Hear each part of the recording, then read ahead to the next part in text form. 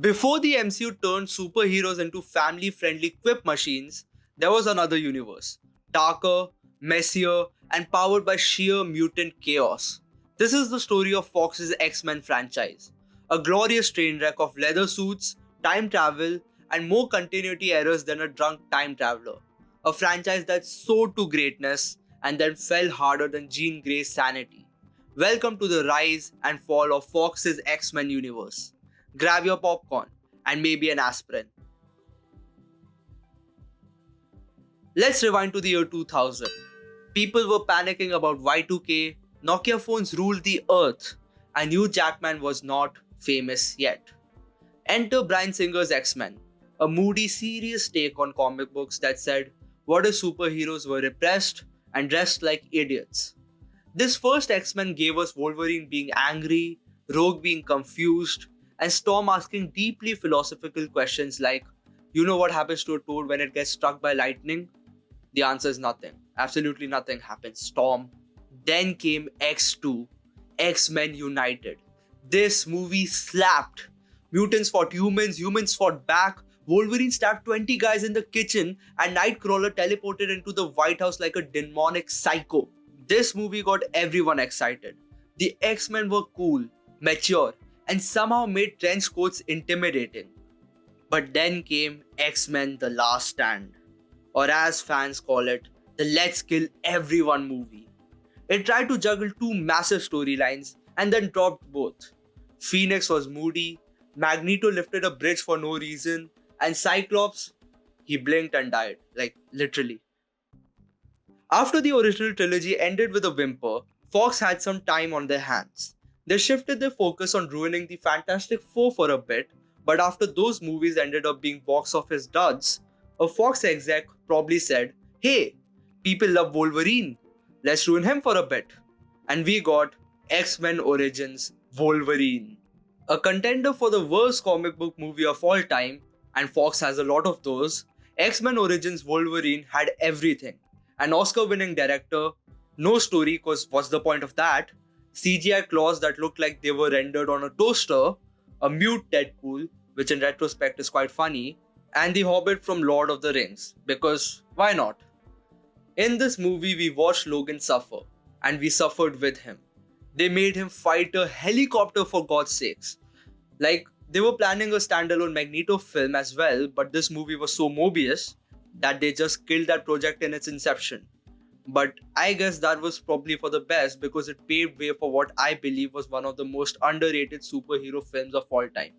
But before we come to that, we need to talk about what the future held for Hugh Jackman's Clawman.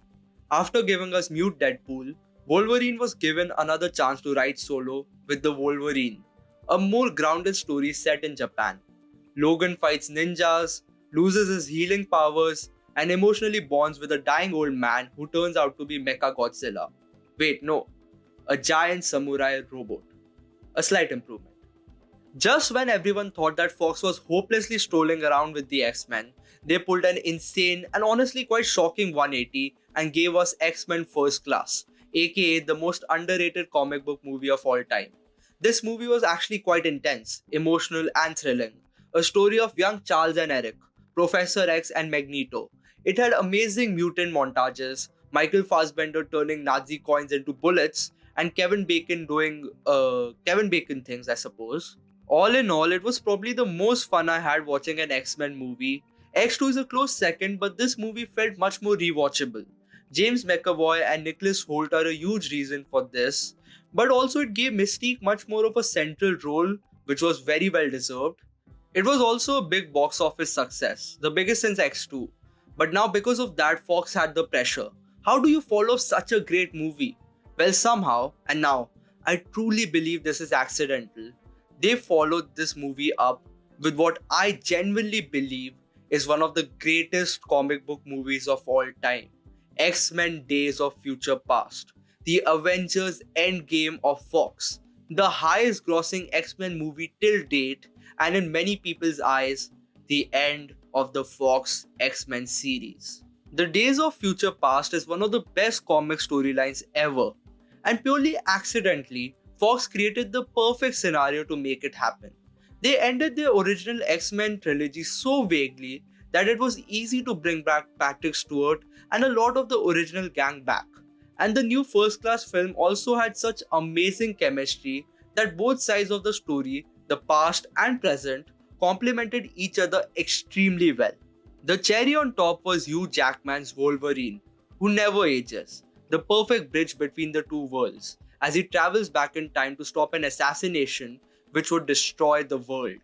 As the film ends, Fox's X-Men series had actually tied up all its major plot points, and with a lot of satisfaction, and fans loved it. For this brief moment, all was right with Fox's X-Men. Then it all went to hell. Again. In all honesty, there was a bit of goodwill with Fox after the previous two installments of the X-Men, and many felt that the now rebooted timeline, which came as a result of Wolverine changing the future in Days of Future Past, could give Fox a chance to better redo some of the more iconic storylines that they butchered, like the Dark Phoenix storyline in X-Men The Last Stand. Instead, they made X-Men Apocalypse, which is the definition of a mid-movie. Oscar Isaac is dressed like Ivan Ooze, and the world ended via sandstorm while the X-Men stood around posing. It had great actors, terrible writing, and weird logic. And with Marvel Studios and Disney doing so well, fans had already begun dreaming an X-Men universe under them and Kevin Feige. But amidst the flames, a red-suited savior emerged, and the last hope for Fox's X-Men. Deadpool was violent, vulgar, meta, and quite brilliant. It mocked the X-Men's own franchise while being the best part of it. It was so refreshing and unique that Fox got a new lease of life with this and the longest franchise. But then came something even better. Logan, the third Wolverine film and supposedly Hugh Jackman's final as the Clawman. A gritty, emotional farewell which was so good it shocked absolutely everyone. It was an R-rated gamble that paid off, even earning an Oscar nomination for Best Screenplay. But its finality was quite jarring. With no Wolverine anymore, Fox's X-Men seemed destined to die out. And that's exactly what happened with X-Men Dark Phoenix, the end of the McAvoy Fassbender trilogy. A retelling of The Last Stand, which just got lost in the many great superhero and comic book films like Avengers Endgame and The Joker, which also came in 2019. And the time between Logan and the Dark Phoenix was also interesting because that was when the bombshell was announced. Disney was buying Fox, which meant the X-Men would finally be reunited with the Avengers.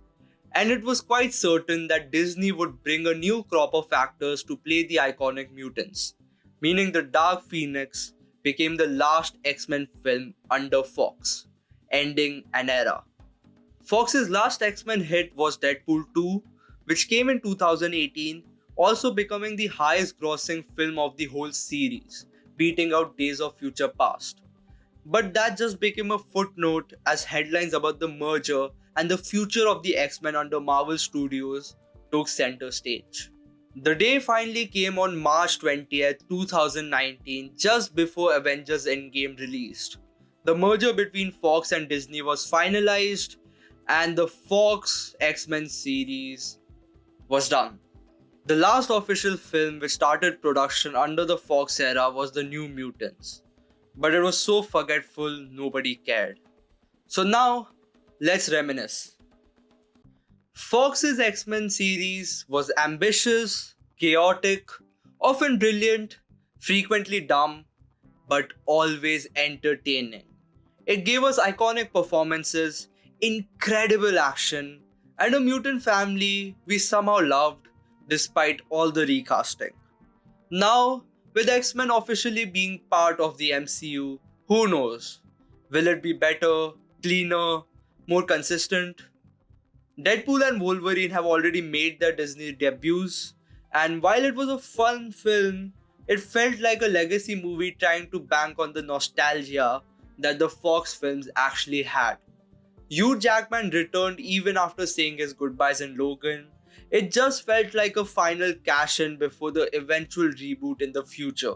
Something which is also happening with Patrick Stewart and the original X-Men cast, which will return in Avengers Doomsday.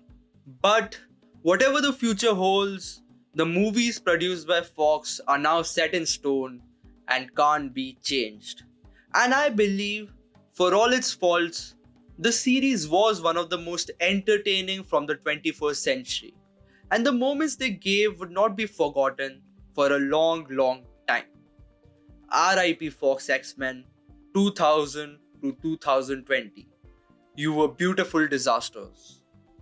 Subscribe for more pop culture breakdowns and mutant level chaos. Until then, peace out.